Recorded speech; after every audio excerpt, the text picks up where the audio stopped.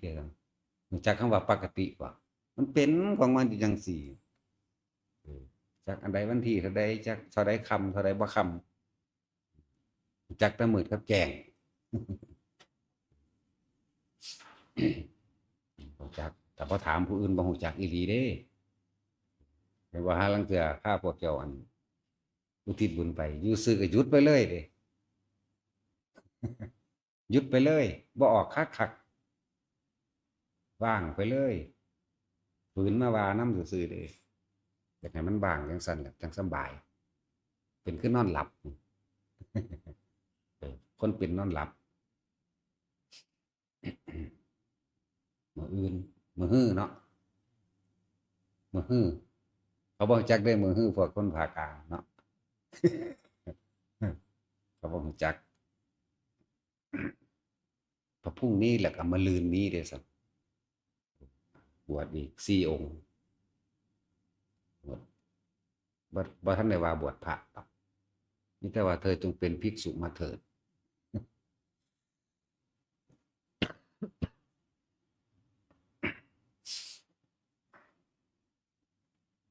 การศึกษาธรรมะเข้าบางผิดแล้วก็แก้คืนยากๆเด้อถ้าซั่วตอนนี้เฮาอันเลือกฟังซะก่อนตามธรรมดาแล้วครูอาจารย์บ่ได้เลือกลูกศิษย์คนที่ฝึกหัดปฏิบัตินั้น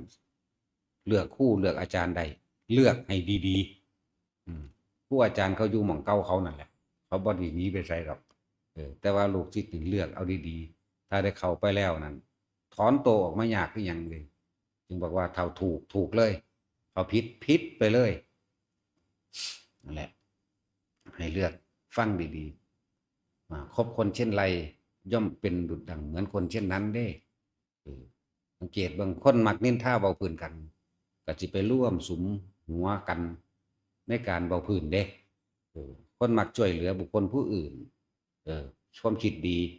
ก็ไปร่วมกันสุมหัวในความคิดดีเด้ก็ทำดีพร้อมกันนั่นสั่นคนที่มักนินทาเบาพื้นผู้นั้นผู้นี้หยิบยกเฉพาะเรื่องบ่ดีมาค่อยขัดง้างหักล้างคนดีคนที่เขาทำดีนี่นั่นแหละที่เพิ่นว่าธาตุดีย่อมไหลสู่ธาตุดีธาตุเสียย่อมไหลสู่ธาตุเสียธาตุในความหมายของเจ้าคือพวกความรู้พวกรู้พวกรู้และจดจำในทางเสียไหลไปหากันพวกรู้จดจำในทางดีไหลไปหากันสร้างสรรค์ความดีจังสั่นจังว่าเลือกให้มันดีๆเด้อแต่เข้ามาแล้วยาก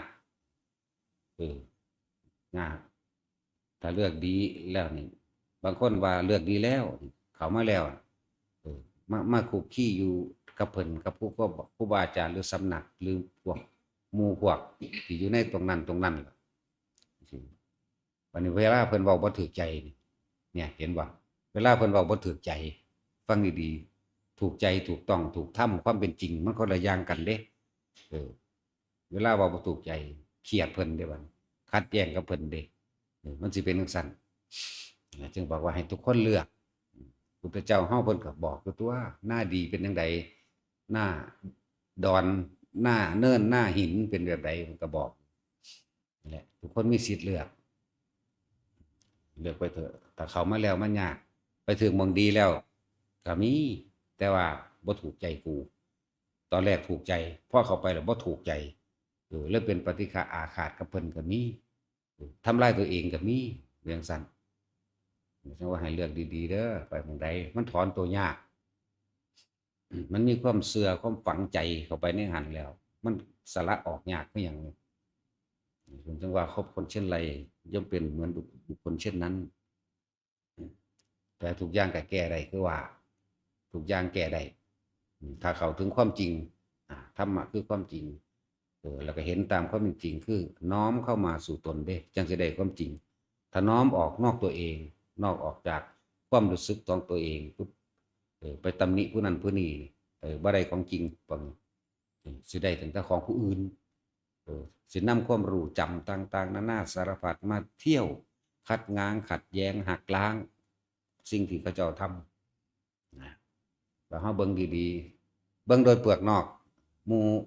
ภิกษุสงฆ์องค์เจ้าทั้งหลายที่กระทำถ้าเบิ่งโดยเปลือกนอก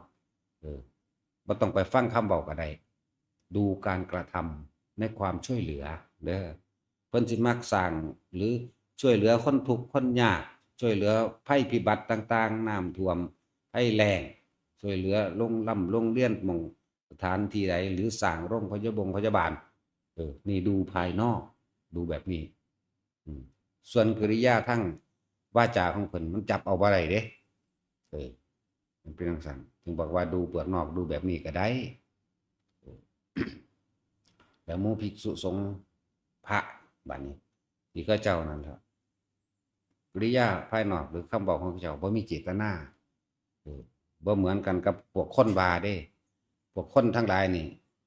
รู้สึกว่าถ้าได้ว่าให้หมู่ภิกษุสงฆ์รู้สึกว่าตัวเองเก่งมีความรู้กว่าตำหนินั่นแหละจึงบอกว่าถอนออกมาโลดถอนออกอย่าติดตามถ้าคนจังซั่นเสียเวลามันเฮ็ดให้เฮาซึมซาบไปแบบเป็นแบบเขาถอนเลิกติดตามบล็อกไปเลยจังซั่นผมบอกว่ามันสิเสียเวลาพบคนเช่นไรย่อมเป็นดุจดังคนเช่นนั้นพวกนี้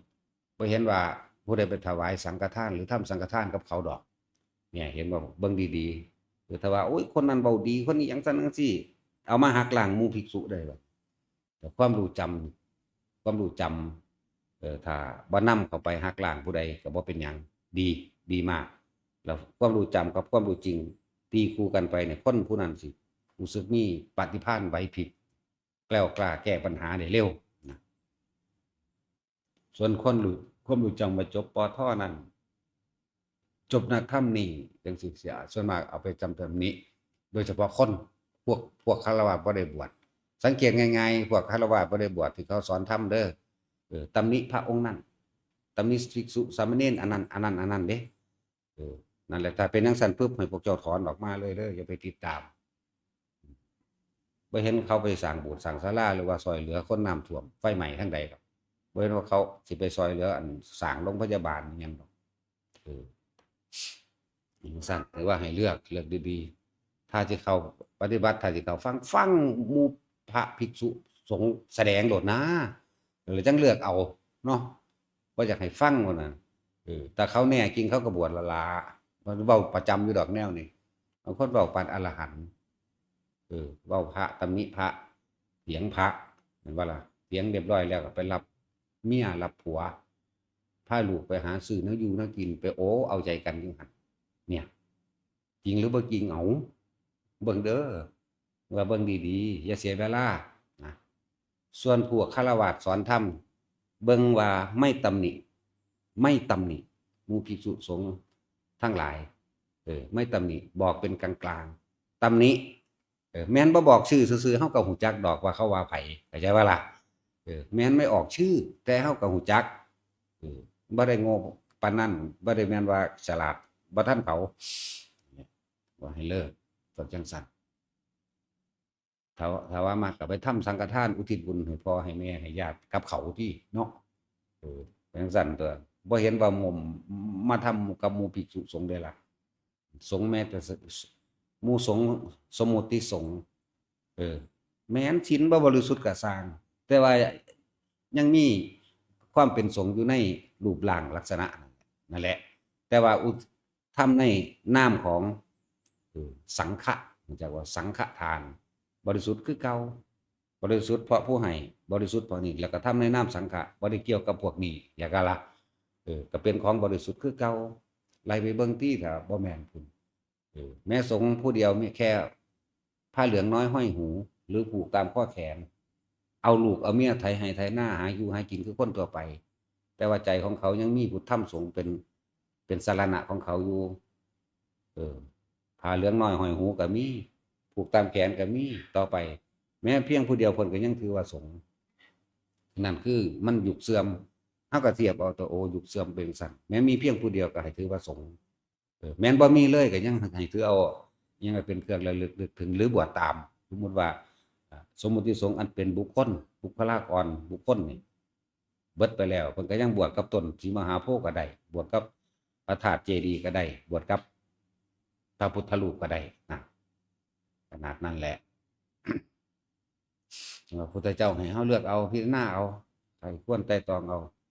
คบคนเช่นไรย่อมเป็นเหมือนบุคคลเช่นนั้นเด้อคือจังเฮาซึมซาบเอาพวกเฮานี่พาเฮ็ดหยังก็เฮ็ดไปแล้วก็บอกแนวทางใจอย่าหวงอย่าห้ามอย่าหวงอย่าท่วงอย่านั้นค่อยๆบอกกันให้ลูกให้รักกันบุญดังแขนขาอวัยวะของตนนี่หักแพงกันทุกคนเกิดมาปรารถนาสุขทุกข์ยากมาเหมือนกันอย่าเบียดเบียนอย่าทำลายกันสิหน้าเฮ็ดน้ำกันแต่เฮาบ่เข้าถึงว่าเมตตาหรือรักผู้อื่นเสมอด้วยตนรักตนเสมอผู้อื่นเนี่ยก็ยากก็ได้คำว่าศีลที่เฮาสิเข้าถึงศีลคือไม่คิดเบียดเบียนทำร้ายผู้ใดผู้หนึ่งเสียชีวิตและทรัพย์สินตลอดทั้งคนและสัตว์เลย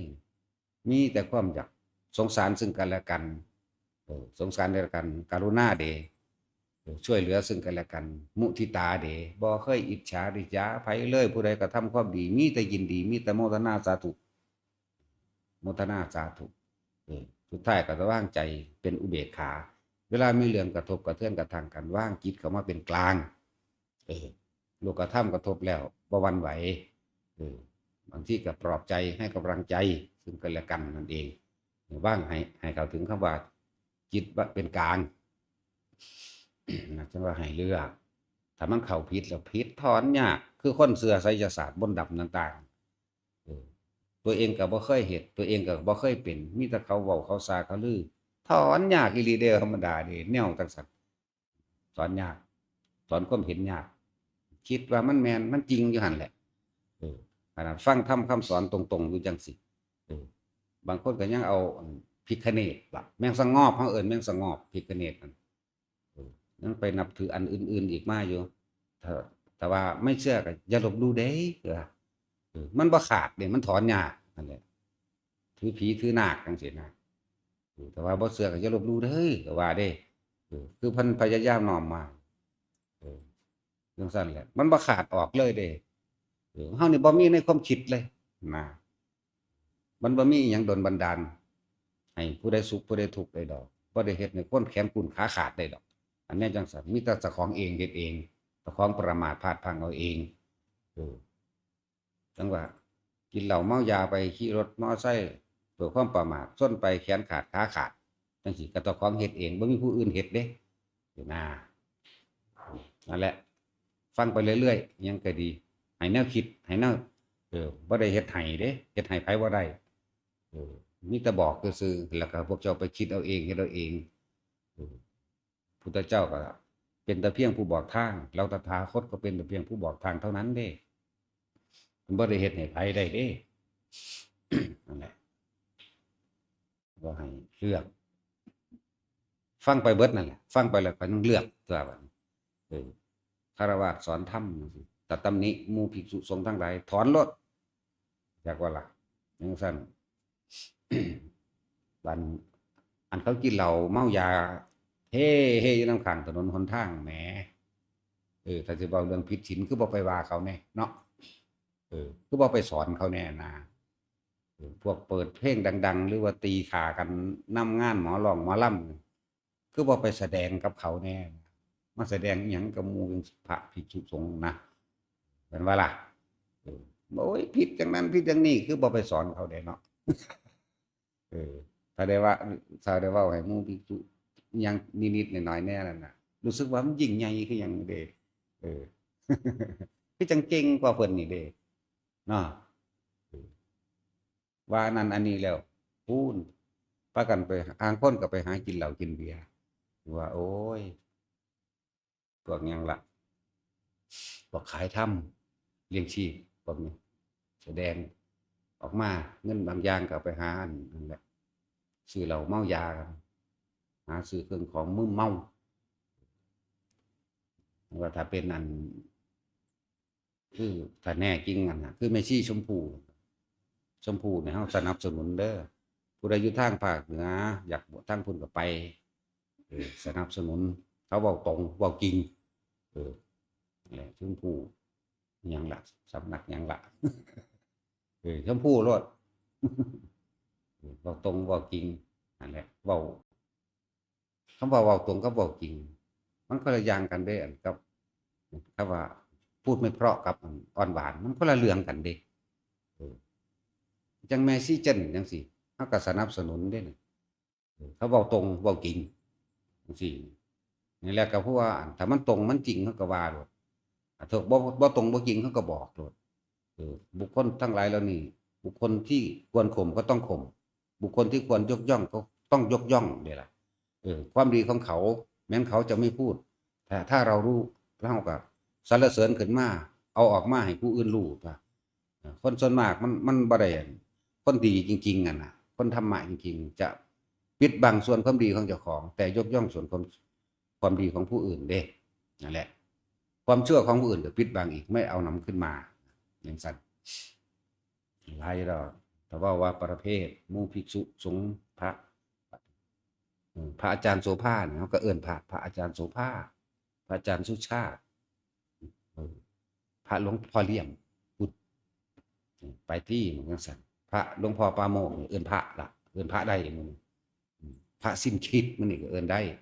รถพระตะวันมันนี่รถบอกผู้เป็นเจ้าสำนักเนี่ยเขามีแต่แนะนำไปแนะนำเองอยู่นี่เพราะว่าเฮาพูดตรงพูดจริงโลกก็ว่าไม่ไพเราะมีแต่ด่าคนพ่อคนแม่โลดเด้เนาะบ่ด่าธรรมดาแต่ยังผู้ไม่ห้าวนั่นแหละไปหม่องสั้นแล้วก็หลวงพ่ออินถวายอุดรหลวงปู่น้อยห้วยน้ำลินกระนวลสั้นไปจังซ่านผู้เขาเจ้าบอกตรงบอกจริงผู้น้อยเพิ่นบ่ได้อ่อนไปได้ฟาดปัวโลดเด้เฮาก็มักจังซั่นเขายังมีโยกมีเล่นอยู่เด้เนาะแต่ว่าหังด่าโคตรพ่อโคตรแม่เด้โยกอยู่เล่นหัวอยู่อันแหละแต่เอาจริงด่าหัวอยู่หังด่าอีหลีสนับสนุนผู้คนเทศดีสอนดีปฏิบัติดีถ้าบ่มีบารมีเต็มจริงๆคนบ่เข้าห่มเด้อเข้าใจบ่ล่ะถ้าบารมีเขาเจ้าบ่ถึงจริงๆคนบ่ไปเด้เพราะสิ่งเหล่านี้มันมีทั้งภายนอกและภายในเด้ภายนอกคือการแสดงธรรมที่เฮาได้พอได้ฮู้เขาแสดงออกมาจากภายในแหละและภายในเข้าไปอีกเทวดาทั้งหลายเด้สัมภเวสีพูดผีผู้ตั้งอยากอาศัยพึ่งผ้าอาศัยเนื้อหน้าบุญบังหันนี่ความลึกเข้าไปเห็นบ่แต่เขาบ่มีบารมีจริงคนบ่ไปเด้สิบางที่หมู่เทวดาทั้งหลายอยากให้ญาติตัวเองได้บุญได้กุศลไปสะกิดมาเด้คือหลายๆคนว่าฝันมานะเขาฝันมาจังซี่เนี่ยไปสะกิดให้ไปหาองค์นั้นนะไปแล้วปุ๊บเขาก็อุทิศบุญให้แก่ญาติของข้าพเจ้าทั้งหมดว่าไปเห็นบ่มันมานำแนวจังสั่นเด้จึงบอกว่าถ้าบารมีบ่เต็มบ่จริงบ่ยิ่งใหญ่จริงๆบ่มีคนไปเด้แล้วพวกเว้าอยากให้คนไปหาเจ้าของบ่มีไผไปหรอกไปสั่นมันจะเป็นแบบนั้นพวกตำหนิผู้อื่นบ่มีไผไปหาเด้มันความจริงที่มันโตเป็นใจของเฮากระแสใจของเฮามันความบริสุทธิ์มันต่างกันนี่แหละจังซั่นล่ะจังว่าคือแม่ชีชมพู่จังซี่เอ้าแต่เขาบ่แน่บ่จริงบารมีเขาบ่เต็มบ่สูงบ่มีคนไปหาเขาเด้แม่นบ่ครับบ่คือพวกกันแสดงเปล่าอยู่คอร์สเท่านั้นคอร์สเท่านี้โอ้ยเนาะจังซั่นแหละแล้วพวกนี้สิมักตำหนิมองหันมองนี่เด้จังซั่นแหล้วบัดนี้เขาไปซึมซาบกับพวกจังซั่นแล้วเลยกลายเป็นคนมักตำหนิคือเขาจังซั่นคือแม่ชีเจิ้นถ้าบารมีเขาบ่จริงบ่เต็มเขาบ่ได้แบบนั้นเด้โอ้ครอบครัวของเขามันแม่นคนที่ทุกข์ที่ยากเด้ธุรกิจของเขาก็สมบูรณ์ดีลูกผัวเขาก็มีเด้นั่นเขาก็เห็นธรรมเห็นบ่ก็ปาผัวได้ก็ปาลูกได้ปาบ่ทิ่มทุกอย่างนั่นแหละละได้ถ้าเขาบ่เต็มจริงๆคนบ่ไปฟังไปหุ่มใส่เขาดอกนั่นแหละถ้าเรื่องภายในเฮาก็รู้แน่เฮาบ่ค่อยเว้าซื่อๆดอกซั่นเรื่องภายในของเขาสว่างกระจ่างแจ้งอยู่ในหัน ชมพู่คือกันนี่บอกสำนักที่เป็นผู้หญิงสมมุติโลกเป็นผู้หญิงที่จริงเขาว่าเป็นผู้หญิงผู้ชายหรอกแหละฟังแล้วทางลำปางบอกชมพู่ก็ดีไปโลดบางใดจริงเขาก็บอกไปบางใดบ่จริงเขาก็บอกว่าจะไปฟังพวกทหารตำหนิกับผู้อื่นแต่ว่าบ่ตำหนิโคตรพ่อโคตรแม่มันเองเนาะโคตรอิจฉาเด้อยากว่าคนเลยพวกอิจฉาริษยายกอ้างแต่ความนั้นความนี้แล้วอยากให้ว่าผู้อื่นบ่ดีเพอสิยกเจ้าของดีเด้คนดีหีแมงบ่สิไปยกเจ้าของดีเนาะจังซั่นแหละ ยิ่งยกตนเป็นคนสำคัญนะถ้าคนที่ยกตนเป็นคนสำคัญนะจึงเป็นที่น่าสมเพชเวทนาตัวนั่นแหละคือการเหยียบย่ำและทำลายตนเองท่านว่าความรู้จำกับความรู้จริงมันคนละเรื่องกันเด้อความรู้จริงคือเขาละได้ความรู้จำคือยังเขาว่าไม่มีความรู้อะไรเลยโอ้ยก็มึงแบกความรู้นั่นแหละมึงจึงถูกจังยากอยู่สั่นแหละเอาไปยังเอาไปตำหนิผู้อื่นสั่นแล้วหลายอย่างนี่ว่าพวกเขาเลือกเอาหรือคนฟังทางบ้านเลือกเอาหลวงพ่อเยือนคุณสุรินทร์จังซี่นะหลวงพ่อปราโมทย์จังซี่นะหลวงพ่อสุชาติจังซี่นะอาจารย์โสภาหลวงพ่อน้อยหลวงปู่น้อยเพิ่นเอิ้นเพิ่นแนะนำหลวงปู่เขากับหลวงปู่น้ำเพิ่นนั่นแหละสมควรเป็นปู่บ่แห้งนั่นแหละหลวงปู่น้ำเพิ่นหลวงปู่อินทวายไปยังสั้นมันพระเจ้าจังจริงเจ้าบ่พาเฮ็ดดอกพี่สางนั่งใหม่เทวดาพญานาคสอนก็สอนลงไปตรงๆโลดสังเกตเบิ่งในแม่แต่ละคนนะถ้าเขาเจ้าบารมีสูงบารมีเต็มบารมีสูงจริงๆบ่มีคนเข้าหาเด้นั่นแหละสังเกตเบิ่งจังซั่นนี่ก็เบิ่งนอกๆก็ได้คนก็ไปหาเพิ่นหลายแท้มันมีภายในนำตัวภายในคือหมู่สัมภเวสีจรไปแล้วบ่มีญาติอุทิศบุญให้มันไปเข้าฝันญาติหรือสะกิดญาติมาเองดอกญาติก็อุทิศบุญอันเป็นของให้ทานสัตว์บางอย่างคือเปรตสัมภเวสีมื้อนี้ล่ะเวลาอาหารของเขานี่กินท่านกินผลท่านอันเป็นอาหารยารักษาโรคเป็นห่มที่อยู่อาศัยจังซี่ญาติเขาก็ไปทำบุญผ่านสำนักนั้นองค์นั้นมันกับไปหาเขาเองนั่นแหละเขาจังว่าเขาสินำคนไปเองก็ไปหาญาติที่มีชีวิตนี่เป็นสั้นหมู่เทวดาจังสิ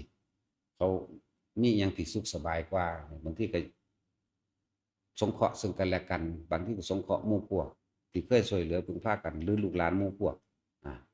นั่นแหละเอาไว้สะกิดว่าไปทำบุญหันเด้อไปทำบุญนี่เด้อแล้วอุทิศจังซี่นะบางคนก็ทำบุญด้วยกันหลายๆอย่างนะสร้างนั่นสร้างนี่แน่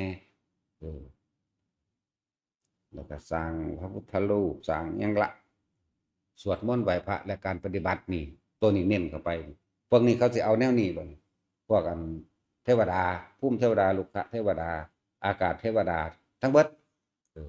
ที่ได้ผลบุญจากการสวดมนต์ของญาติอยากว่าได้จากการสวดมนต์ของญาติจะเอาเนื้อหาธรรมนั่นเป็นแสงสว่างนำทางให้ตนบานพวกเทพอีกประเภทหนึ่งพวกพรหมสิก็อาศัยอาการปิติอาศัยจิตที่สงบซึมซาบสู่กันได้เด้แต่ว่าความละเอียดมันเป็นเรื่องที่อธิบายบ่ยาก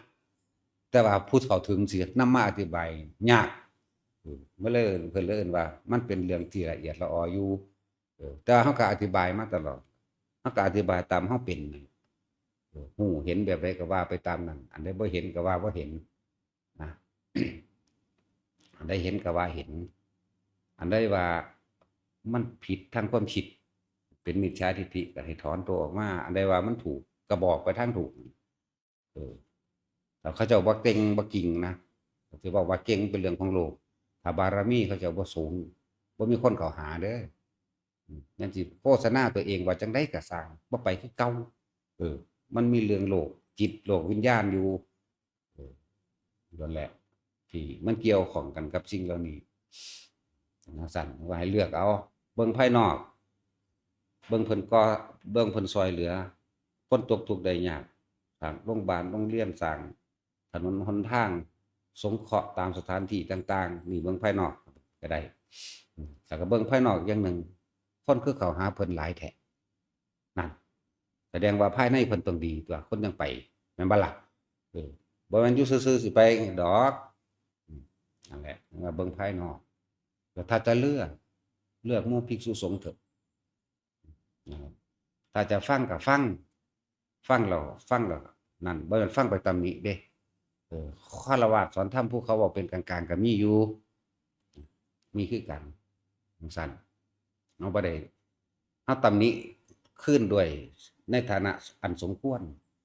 ภิกษุกับภิกษุตำหนิกันได้เด้ภิกษุก็ตำหนิพวกฆราวาสสอนธรรมได้ทั้งเบิดอีกแต่ฆราวาสทั้งหลายมันบ่สมควรนั่นแหละบ่รู้จักฮอดคารุธรรมจักบ่โดยเฉพาะพวกผู้หญิงเดี๋ยวมันจะหาชอด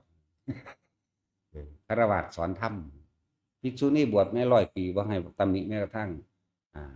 ภิกษุสงฆ์พระเว้าง่ายๆว่าเข้าใจภิกษุสงฆ์หมายถึงผู้ชายภิกษุนี่หมายถึงผู้หญิงบวช100 ปีแล้วบรรลุอรหันต์แล้วก็บ่ให้ตำหนิแม้ภิกษุสงฆ์แม้บวชเพียงวันเดียวขนาดนั้นซุมื้อนี้จักแม่นหยังไม่มีความรู้อะไรเลยชอดๆไปแล้วโอ๊ย